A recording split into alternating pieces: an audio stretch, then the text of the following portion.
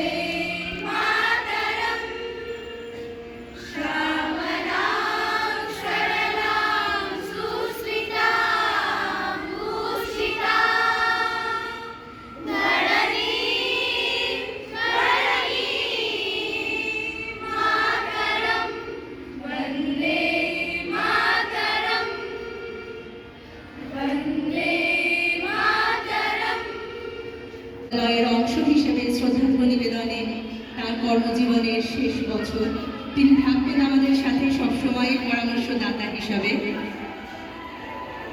শহীদ বেদিতে পুষ্পার্ঘ্য অর্পণ করলেন শিক্ষাকর্মী শ্রীমতী অর্চনা দাস সরকার মহাশয়। সেই সব বীর বিপ্লবীদের প্রতি আমাদের বিনম্র শ্রদ্ধা জানানোর মধ্য দিয়ে যে মানুষকে আত্মত্যাগের ফলে আজকে এই মুহূর্তে দাঁড়িয়ে আমরা সকালের আগে শুভ শব্দটা বসাতে পারি। এই শুভ সকাল ওনাদের আত্মত্যাগ আমাদের এনে দিয়েছে। মাথায় রাখবে আজকে স্বাধীনতা দিবস, এটা কোনো অর্থেই স্বেচ্ছাচারিতার দিবস নয়।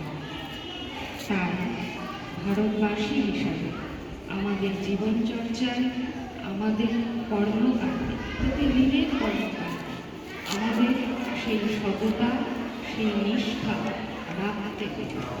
আমি আশা করব আগামীর ভারতবর্ষ তোমাদের সততা, তোমাদের নিষ্ঠাা এবং ভারতবর্ষের প্রতি তোমাদের যে দায়বদ্ধতা তার উপর নির্ভর করে উন্নত ভারত গড়বে।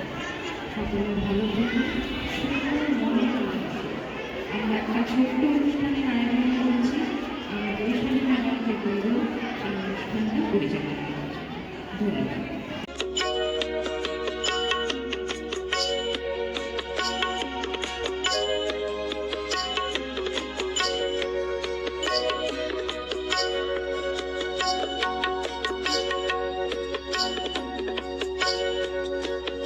ওই যে নিবিড় নীল মনের সঙ্গে অদ্ভুত করবে। এখানে দিনে স্পষ্ট আলোক আসে, রাতের আকাশ অকৃপণ হাসি হাসে। এখানে নদীর ফেরতোয়া খরবে, জল সঞ্চিত কুঞ্চিত কালো মেঘ অকৃপণ, তাই এমনও উদার দিন। ভারতবর্ষ আমার জন্মভূমি। নমস্কার। আজ স্বাধীনতার ৮০ বছর পূর্তি অনুষ্ঠান। আমরা এখানে সবাই সমবেত হয়েছি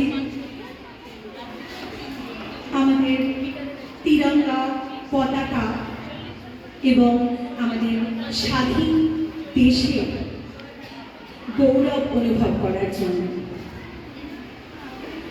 কিন্তু এই স্বাধীনতা দিবসের দিনে প্রথমেই যেটা মনে আসে সেটা হচ্ছে স্বাধীনতার ইতিহাস। পলাশীর যুদ্ধ তোমরা সকলেই জানো। পলাশীর যুদ্ধের পর ইস্ট ইন্ডিয়া কোম্পানির দেওয়ানি লাভের মাধ্যমে আমাদের দেশ ২০০ বছরের পরাধীনতার গ্লানি বহন করে চলেছে। তারপর থেকে এরপর আসে আমাদের সেই সময় যেখানে অত্যাচার তার মাত্রা ছাড়ায় আমরা সেই গল্প, সেই ইতিহাস আমরা অনুভব করেছি, আমরা পড়েছি ইতিহাসের পাতায়। আমাদের এই সংকটময় অবস্থা থেকে পথ দেখিয়েছিলেন তখনকার দিনে বিখ্যাত বিপ্লবীগণ। তোমরা জানো যে নেতাজি সুভাষচন্দ্র ডাক দিয়েছিলেন, তোমরা আমাদের রক্ত দাও, আমি তোমাদের স্বাধীনতা দেব। এই মন্ত্রে উজ্জীবিত হয়েছিলেন তখনকার দিনের প্রত্যেকটি কিশোর, যুবক এবং প্রত্যেকটি নারীর প্রাণ। সেই সশস্ত্র বিপ্লবের পথ ধরে এসেছেন, আমাদের স্বাধীনতা এনে দিয়েছেন আমাদের বিখ্যাত বিপ্লবীরা। সুভাষচন্দ্র বসু, আমাদের মাস্টারদা সূর্য সেন, শহীদ ক্ষুদিরাম, বিনয় বাদল দীনেশ, ভগৎ সিং, আরও অনেকে, আরও অজানা প্রচুর নাম আছে যারা হয়তো কোনোদিন ইতিহাসের পাতায় উঠে আসতে পারেননি, কিন্তু তাদের অবদান স্বাধীনতার ক্ষেত্রে কোনো অংশে কম নয়। আমরা নারী শক্তির জয় জয়কার আজকের দিনে করে থাকি। আমরা তখনকার দিনেও সেই কঠোর সময় যেখানে নারী শিক্ষাই সেইভাবে প্রচলিত ছিল না, সেই দিনগুলোতেও বিপ্লবের পতাকা হাতে এগিয়ে এসেছিলেন মাতঙ্গিনী হাজরা, এগিয়ে এসেছিলেন প্রীতিলতা ওয়াদ্দেদারের মতো বিপ্লবী মহিলা, যারা আমাদের আজও উজ্জীবিত করেন। তোমরা ভাবতে পারবে না যে 18 বছর বয়সে আমরা ভবিষ্যতের স্বপ্ন দেখি। সেই 18 বছর বয়সে একজন হাসতে হাসতে নিজের দেশের জন্য প্রাণ উৎসর্গ করছেন। জানো, ক্ষুদিরাম বসুর কথা বলছি। যে আমরা যে স্বাধীনতা আজকে উপভোগ করছি, আমরা অনেক সময় হয়তো এটা ভুলেই যাই। কখনো কখনো আলোতে থাকতে থাকতে আমরা আলোর মর্যাদা দিতে ভুলে যাই। আজকে আমরা যে স্বাধীনভাবে কথা বলতে পারছি, স্বাধীনভাবে চলতে পারছি, স্বাধীনভাবে নিজের মত প্রকাশ করতে পারছি, তাই স্বাধীনতাকে গান শুধু স্বাধীনতার দাম নয়, স্বাধীনতা যারা দিয়ে গেছেন, যারা নিজেদের রক্ত দিয়ে স্বাধীনতা আমাদেরকে তুলে দিয়ে গেছেন, তাদের দাম। রবীন্দ্রনাথ বলেছিলেন, চিত্ত যেথা ভয় শূন্য, উচ্চ যেথা শির। অর্থাৎ আমাদের স্বাধীনতা কেমন হবে? স্বাধীনতা এরকমই হওয়া উচিত যেখানে আমি স্পষ্ট কথা বলার জন্য আমাকে ভাবতে না হয়, যেখানে নিজের মত প্রকাশের জন্য আমাকে চিন্তা করতে না হয়। আজ আমরা সেই স্বাধীনতা পেয়েছি, তাহলে সেই স্বাধীনতা পাওয়ার পরে আমাদেরও তো কিছু কর্তব্য থাকে। সেই কর্তব্যগুলো কি? আজকে সবচেয়ে মজার কথা যে আজকে আমাদের দেশকে ভালোবাসার জন্য আমাদের তরোয়াল বা গোলা বন্দুক হাতে তুলে নিতে হবে না।